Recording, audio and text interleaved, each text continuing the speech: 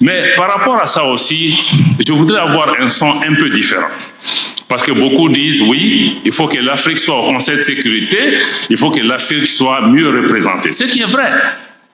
Ce qui est vrai, nous constituons 55 pays. Mais moi, je veux mettre l'accent sur le fait que l'Afrique ne doit pas être là en nombre, mais en qualité, en substance. Parce que si nous avons une Afrique qui vient pour être traînée par d'autres puissances, être une chair à canon qui est répartie entre les puissances, non. Si l'Afrique vient, quelle est sa valeur? Quelle voix différente elle apporte? Parce que nous, dans le cas du Mali, on a vu beaucoup de pays africains au Conseil de sécurité ne nous soutiennent pas. Ils n'apportent même pas une approche différente. Ils votent avec nos ennemis, souvent. Donc je pense que s'il y a une Afrique qui doit avoir la place, il faut que ça soit vraiment une voix différente, mais aussi une voix de plus. Si l'Afrique n'apporte pas son identité dans la gestion des affaires mondiales, je pense que ça ne sert à rien d'être content que l'Afrique est autour de la table, mais elle est autour de la table pour faire quoi? Ça peut paraître trivial ou basique, mais je pense que c'est important si on se rappelle le contexte dans lequel nous sommes dans notre région aujourd'hui, où les chefs d'État du Mali, du Burkina, du Niger, de la Guinée, leurs ministres des Affaires étrangères sont interdits de voyager dans la région. Même dans les pays en guerre, ou les pays qui se font la guerre, je crois que les ministres des Affaires étrangères doivent voyager pour résoudre. Comment nous pouvons résoudre les problèmes si on nous empêche même d'aller parler dans les pays voisins? Et à contrario, la CEDEAO veut envoyer des émissaires dans nos pays. On dit non, ce n'est pas acceptable. Sinon, on ne peut pas aller, vous n'allez pas pouvoir venir. Parce que le dialogue, c'est à double sens. Et même dans notre tradition africaine, mais pendant les guerres, les griots à l'époque étaient ceux qui étaient autorisés à parler. Donc je crois que ça peut paraître basique ou trivial, mais on n'a pas encore compris que les problèmes dans lesquels nous sommes confrontés, il faut que nous parlions, il faut que nous dialoguions, et que là où le Mali a trébuché aujourd'hui, d'autres pays peuvent tomber dans le même problème. Donc je crois que je voulais vraiment rappeler ça et rappeler l'importance de ce forum. Sur le thème, Smaël, je pense que tu as déjà touché à beaucoup de ces questions. Quel peut être le rôle des organisations régionales pour pouvoir accompagner les transitions? Je crois que ça veut dire qu'on a déjà un grand défi si nos organisations n'arrivent même pas à organiser le dialogue, n'arrivent même pas à nous parler, n'arrivent pas à jouer leur propre rôle pour pouvoir vraiment souder le monde. Moi, j'allais même dire que quel peut être le rôle des organisations régionales pour éviter même qu'on ait les transitions ou les changements anticonstitutionnels. Parce que c'est ça, on est en train de traiter la maladie, on n'est pas en train d'agir sur les symptômes. Et par rapport à cela, je veux mettre 2 points d'entrée de jeu. C'est d'abord pour dire que le multilatéralisme, il faut le comprendre, reste et a un rôle important et essentiel à jouer dans la recherche de la paix, aussi dans la recherche de la sécurité. Le deuxième élément, c'est de comprendre que pour nous tous, l'intégration régionale, la coopération régionale demeure aussi des moyens essentiels pour renforcer la solidarité entre nos pays, parce que la façon dont nos organisations agissent aujourd'hui, ce n'est pas dans le sens de la solidarité. D'ailleurs, elles sont même dans certains cas en train de tuer la solidarité. Donc, nous devons continuer à transformer nos organisations pour qu'elles deviennent de véritables organisations des peuples pour continuer à promouvoir non seulement la solidarité, la paix, mais aussi la prospérité. Parce que quand je vois le nombre de jeunes gens qu'on a aujourd'hui dans cette salle et tous ceux qui sont dehors, ce qu'ils attendent de nous, c'est qu'on leur apporte des réponses. Parce que si nous apportons des réponses à ces jeunes gens, nous n'aurons pas besoin d'équiper nos armées pour faire le maintien de la paix tel que nous sommes en train de le faire aujourd'hui. Nous devons aussi avoir ces populations à l'esprit. Comment nos organisations peuvent répondre aux aspirations de nos populations? Je pense que tant qu'on n'a pas répondu à cette question, elles ne pourront pas être utiles pour ce qui concerne les processus de transition. Donc, par rapport à cette introduction, je peux dire que le constat est amer, pour commencer. Et amer parce que nous faisons face à une double crise. Parce que vous avez parlé pas seulement des organisations régionales, mais aussi des organisations internationales. C'est pourquoi j'ai dit que nous sommes dans une double crise. Premièrement, nous sommes dans une crise du multilatéralisme. Parce que nos organisations internationales, les Nations Unies et toutes les organisations qui sont affiliées, le Conseil de sécurité, sont aujourd'hui incapables de résoudre les problèmes. Le Conseil de sécurité est bloqué aujourd'hui. Même pour faire un communiqué sur l'attaque du bateau Tombouctou au Mali, qui a fait près d'une 60aine de morts, le Conseil de sécurité a été incapable de trouver un consensus pour faire un communiqué. Vous vous imaginez pas que c'est sur la question de la Palestine qu'il va pouvoir trouver. Donc nous sommes dans une crise du multilatéralisme. Et ce multilatéralisme n'a pas permis de répondre aux défis, par exemple, du Mali, où nous sommes face au terrorisme. On nous propose une opération de maintien de la paix dans une zone où il n'y a pas de paix à maintenir. Pendant 10 ans, on a entretenu la menace. Mais elle n'était pas adaptée. Au Sahel, c'est pareil. La situation en Ukraine, la situation en Palestine, comme je l'ai indiqué, dans tous ces cas, comme Chergui l'a indiqué, nous sommes dans une crise de la gouvernance mondiale qu'il faut revoir pour qu'elle soit plus représentative, plus démocratique, plus juste, plus équitable. Parce que on ne peut pas aujourd'hui demander au pays d'avoir la démocratie en interne et que les relations internationales ne soient pas elles-mêmes démocratiques et qu'un groupe réduit, un club de pays puisse diriger le monde en laissant la majorité des forces économiques, sociales, politiques qui ont émergé aujourd'hui. La situation géopolitique mondiale s'est totalement transformée, mais cette réalité n'est pas reflétée. C'est pourquoi le système multilatéral aujourd'hui, qui nous accuse, nous, régime en transition, de ne pas être légitime, mais ce système même n'est pas légitime, parce qu'il ne reflète pas la réalité géopolitique mondiale. Donc nous sommes dans cette crise, mais par rapport à ça aussi, je voudrais avoir un son un peu différent. Parce que beaucoup disent, oui, il faut que l'Afrique soit au Conseil de sécurité, il faut que l'Afrique soit mieux représentée. Ce qui est vrai. Ce qui est vrai, nous constituons 55 pays. Mais moi, je veux mettre l'accent sur le fait que l'Afrique ne doit pas être là en nombre, mais en qualité, en substance. Parce que si nous avons une Afrique qui vient pour être traînée par d'autres puissances, être une chair à canon qui est répartie entre les puissances, non. Si l'Afrique vient, quelle est sa valeur? Quelle voie différente elle apporte?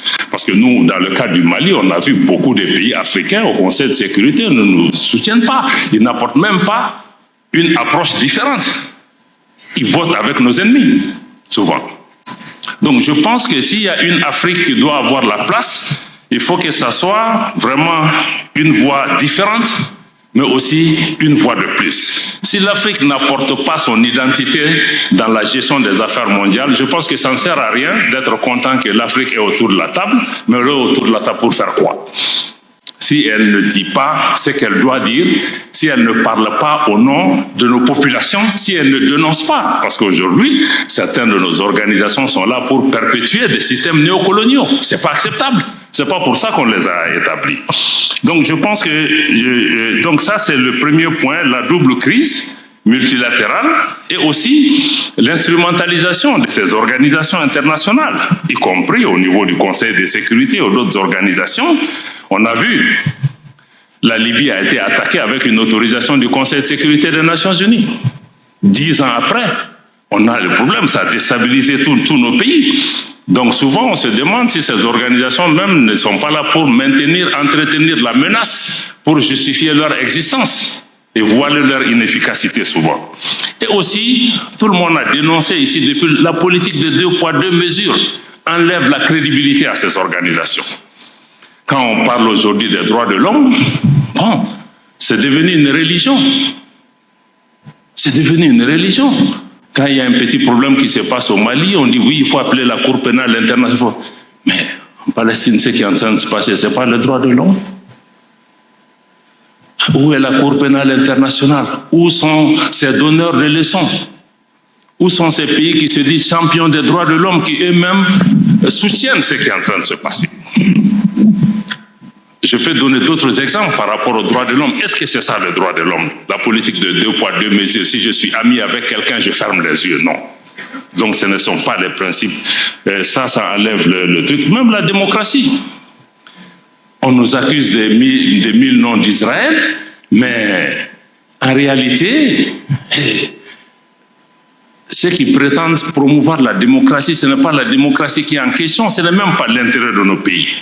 C'est leurs propres intérêts. Parce que quand vous voyez que quand la démocratie ou les institutions sont menacées dans le pays, en fonction du fait que ce pays est avec moi ou n'est pas avec moi, ou les nouveaux gouvernements sont avec moi, je me prononce. Est-ce que c'est ça la démocratie? Donc nous-mêmes, nous devons pouvoir vraiment prendre ces questions. Donc je voulais dire que le système multilatéral, sur cette partie de la double crise, est incohérente et inconséquente par rapport aux réponses à nos questions. Maintenant, la deuxième partie de la double crise, c'est maintenant la crise de nos organisations régionales. Ce qui est vraiment le point sur lequel je voudrais pouvoir inviter la réflexion. Je pense que cher Guy a beaucoup parlé de cette question. Naturellement, aucun de nous n'est satisfait. Nous, régime en transition, ni les autres, par rapport à la réponse qui est apportée à cette question. La première chose, c'est de mettre l'accent sur l'incapacité de nos organisations à anticiper, à prévenir et à agir en amont. Ismaël a touché sur la question.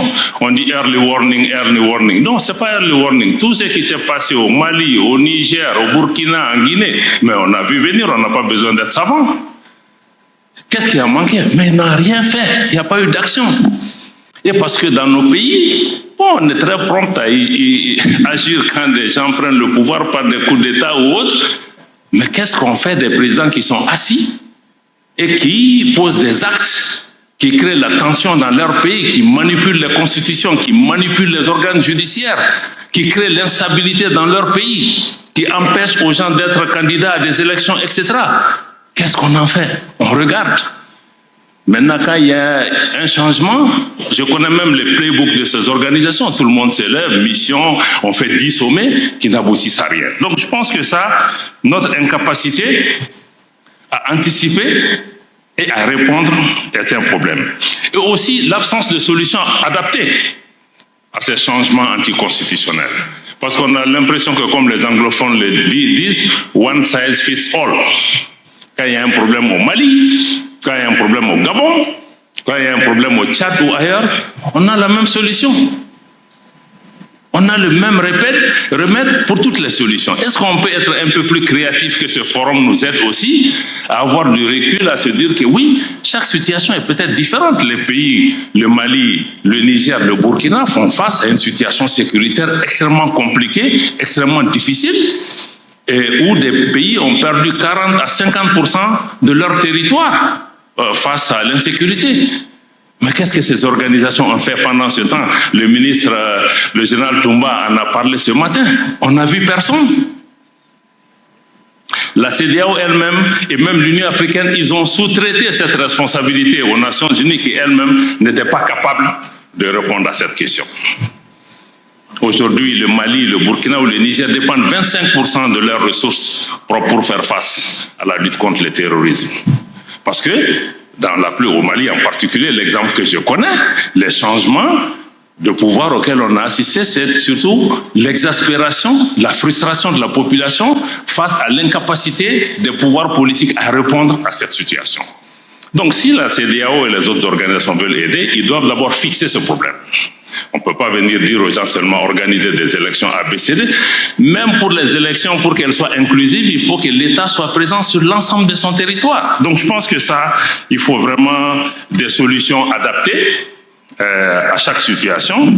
Il faut aussi comprendre que la peur ne peut pas constituer une politique. Je sais que dans beaucoup de pays, les gens ont peur qu'il y ait contagion des coups d'État. Est-ce que cette peur a empêché que les choses se passent? Donc au-delà de la peur, moi je crois qu'il faut qu'on soit pragmatique. Comme le cas du Niger, on l'a indiqué. Ce qui s'est passé, il ne faut pas être devin, mais il faut engager les gens, il faut parler avec les gens pour trouver des solutions. Donc je pense qu'il faut vraiment ce pragmatisme-là qui est nécessaire. J'ai déjà parlé de l'absence de solidarité, mais aussi nos organisations doivent fondamentalement changer de logiciel. Il faut comprendre des pays comme le Mali, nous avons souscrit à toutes ces organisations. Nous savons que dans ces organisations, quand il y a un coup d'État, il y a changement anticonstitutionnel, les règles s'appliquent. Et les règles qui sont là, c'est la suspension des instances de ces organisations, conférence des chefs d'État, conseil des ministres, etc. Mais ce n'est pas l'ostracisme et l'exclusion. C'est pourquoi Lomé est importante par rapport à ça. Parce que dans certains cas, non seulement les pays sont sanctionnés, mais sont punis. Pas seulement punis, pas seulement les dirigeants, mais on punit toute une population, sans punition collective. Parce qu'on cherche le président, on cherche telle ou telle chose. Est-ce que le peuple nigérien mérite qu'on lui coupe l'électricité, l'eau, la nourriture, les médicaments? Par rapport à ce qu'est-ce qu'elle a à voir dedans? Donc moi je crois que vraiment, et le plus grand problème aussi, c'est que, non, on va même au-delà de ça, on envisage une intervention militaire. C'est pourquoi le Mali, le Burkina, on a mis le pied tout de suite. Pour dire que si on attaque le Niger, parce que ce n'est pas la démocratie qu'on cherche à promouvoir, on cherche à avancer l'agenda d'une ancienne puissance coloniale qui a perdu pied et qui utilise nos organisations pour revenir. Ce n'est pas acceptable. Et nos organisations ne doivent pas constituer une menace pour nous et nos populations. Quand je vois la CEDEAO, je vois l'Union africaine, je vois la BCEAO, ça doit me rassurer. Mais aujourd'hui, ces organisations nous font peur à nos populations, constituent des menaces dans certains cas. Donc ça, c'est extrêmement important qu'il faut qu'elles changent leur logiciel pour sortir du mode punition, sanction, parce que si la sanction marchait, le Burkina a basculé quand le Mali était sous sanction. Le Niger a basculé. Donc, quelque part, on doit s'arrêter comprendre, est-ce que le tout sanction, tout punition, ça marche? Et même la punition aussi a des conséquences durables, parce qu'aujourd'hui, parce qu'on ferme les frontières, on fait tout ce qu'il faut, mais ce ne sont même les fermetures de frontières, nos populations, ça brise l'élan de solidarité de nos pays. Donc il faut vraiment que nous comprenions ça. Deuxièmement, je vais insister sur le fait que quand nous sommes dans des organisations, mais les organisations sont bâties sur des traités, sur des textes auxquels nous avons librement consenti, y compris en abandonnant notre souveraineté. Mais dans beaucoup de ces organisations, à la CEDEAO, à l'UEMOA, les textes ne sont pas respectés. La fermeture des frontières, la mise sous embargo des pays n'est dans aucun texte de la CEDEAO. Je défie qui que ce soit de me sortir dans un texte de la CEDEAO où on a prévu la fermeture de frontières, de me sortir un texte du traité de l'UEMOA où on a prévu d'exclure un pays pour des considérations politiques, de me sortir le truc de le statut 4 de la Banque centrale des États de l'Afrique de l'Ouest interdit à la banque de recevoir des ordres de pouvoir politique pour pouvoir agir. Pourtant, on ferme nos banques centrales. Donc, comment vous pouvez exiger l'état de droit au sein des pays et ne pas appliquer l'état de droit dans les organisations? Je crois que ça décrédibilise les organisations. Je vois que Chergui commence à bouger, peut-être que je dépasse mon temps. Donc, on est dans un paradoxe à ce niveau. Et l'autre question, je ne pourrais pas finir sans mettre l'accent aussi sur l'instrumentalisation de nos organisations. Je pense que j'ai parlé de ça plusieurs fois. On se comprend très bien.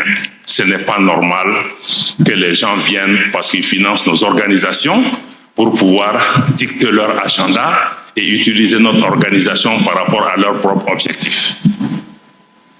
J'ai expliqué à certains qu'au sommet de l'Union africaine, l'Union européenne, par exemple, on ne nous voit pas.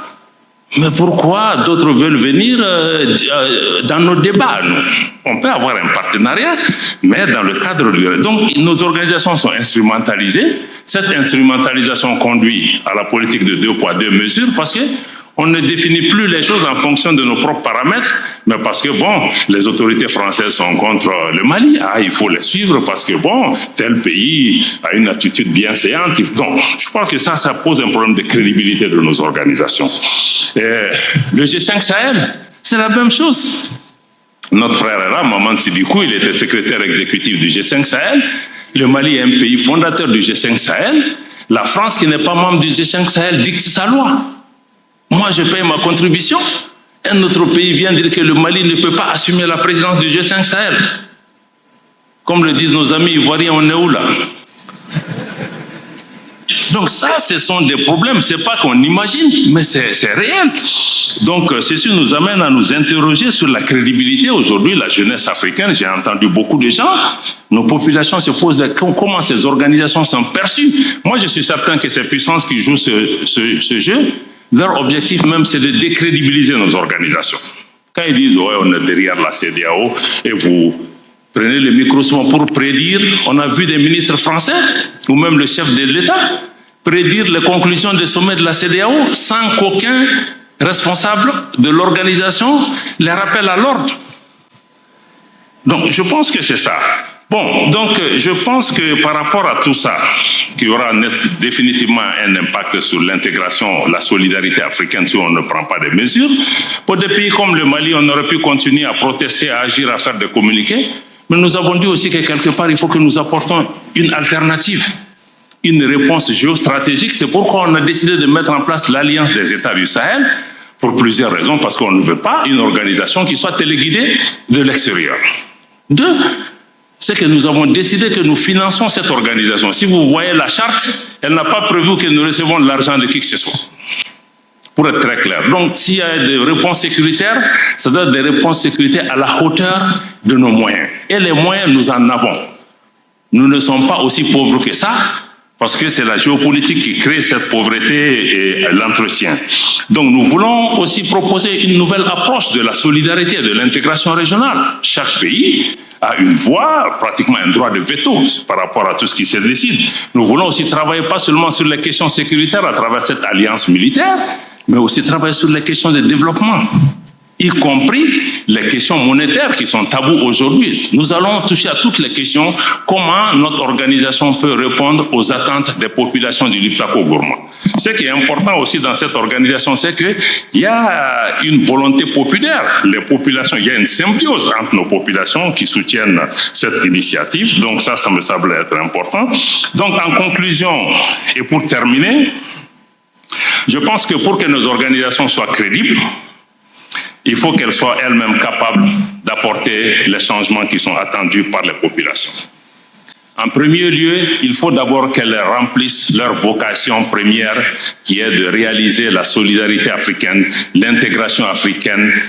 Et 60 ans après les indépendances, aucun de nous ne peut être fier du résultat de nos organisations en termes d'intégration. Aujourd'hui, si on ne prend que la libre circulation des personnes et des biens, les non-africains circulent plus librement en Afrique que nous-mêmes. Je ne parle pas des infrastructures, je ne parle pas d'autre chose. Je ne parle même pas du financement de nos organisations. Donc, je pense que on ne doit pas blâmer les autres. Est-ce que nous-mêmes, on a fait le travail qu'on devait faire pour que les autres nous respectent? Peut-être que si l'intégration on était même avancée, on a beaucoup de systèmes de coups d'État et autres qu'on n'aurait pas. Donc, je pense qu'il faut renforcer la solidarité. Mais il faut surtout des organisations où un leadership africain est affirmé et assumé. Parce que quand on parle de solution africaine, c'est qu'il faut un leadership africain. Et le leadership africain, c'est qu'il faut que les autres nous respectent. Il faut qu'on impose une respectabilité aux autres pays. C'est pas parce que vous êtes des grands pays, vous êtes ceci, cela, que vous allez pouvoir venir. L'Afrique, c'est pas un pays. C'est 55 pays. C'est des populations avec une tradition, une culture millénaire, avec leur fierté. Donc je pense que nos organisations doivent pouvoir se ressaisir. Chacun de nous dans nos organisations, travaillons à faire de nos organisations des organisations des peuples et non des organisations d'État ou de chefs d'État ou de groupes. Je pense que tant que nous n'allons pas dans cette direction, nous aurons toujours des problèmes parce que nos populations ne sont pas impliquées, que souvent même les chefs d'État et nos leaders n'arrivent pas à tenir face à cette ingérence extérieure. C'est ce que je voulais partager avec vous en restant à l'écoute pour les questions qui peuvent venir, mais je crois qu'il faut que nous-mêmes nous posions les bonnes questions, mais tout ce dans quoi nous sommes les premiers responsables. Merci.